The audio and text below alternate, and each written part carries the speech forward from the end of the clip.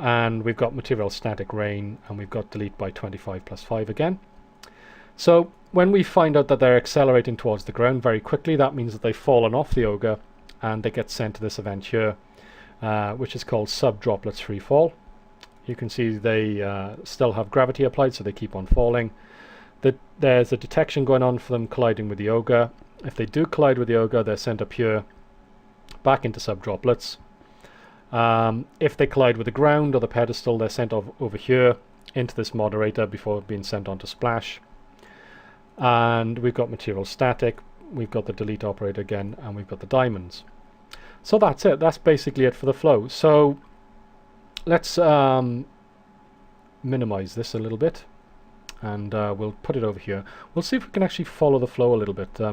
It's quite difficult to actually, because it's pretty heavy and it does take quite a while to render. But we'll see if we can actually just see some of the flow in action here. So let's move this here so we can see our ogre a little bit. There we go.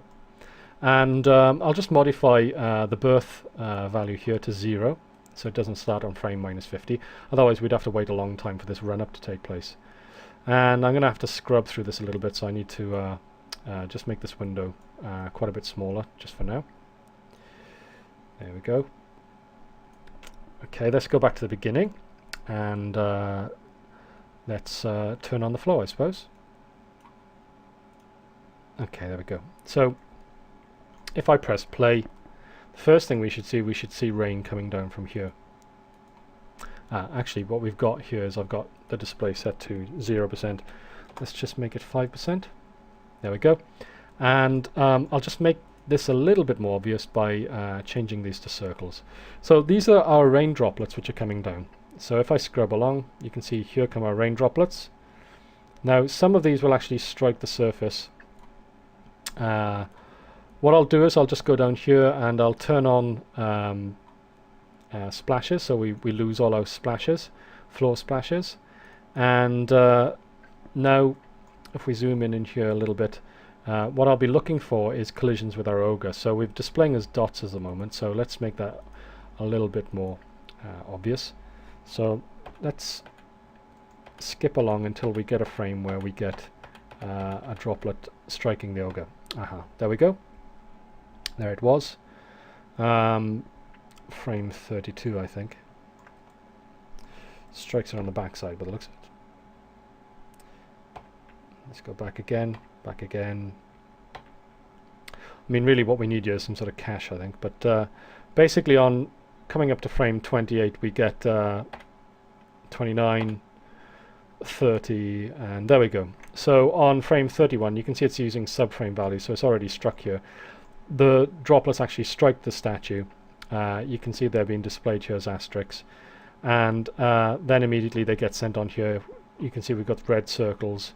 So basically we get these drip effects going on. So if I press play, so there you go,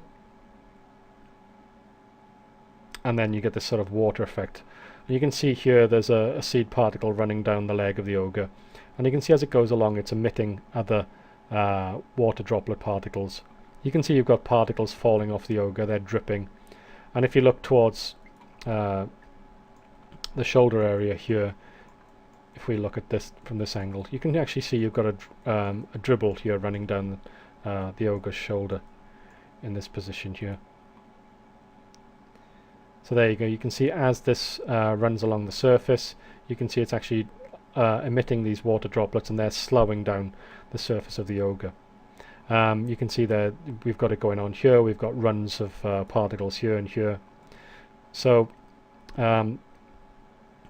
as the time goes on, you basically get these rivulets of water pouring down the ogre, and then dropping off the ogre and dripping down onto the ground, and producing this kind of watery effect. So you can see, you know, the end result looks pretty good. Have a look at it on the DVD. The QuickTimes are supplied there for you to have a look at full res. It's quite an interesting effect. You can see how different parts of the flow are allowed to branch off under conditional circumstances based on speed, based on collisions, based on various criteria. our particles are sent off into new events where they have new effects applied, or they're turned into geometric splashes, and so on.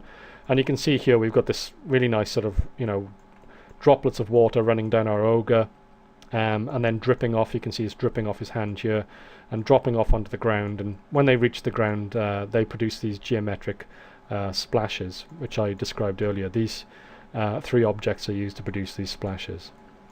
Okay, so that's it for this chapter. Let's move on now to the conclusion.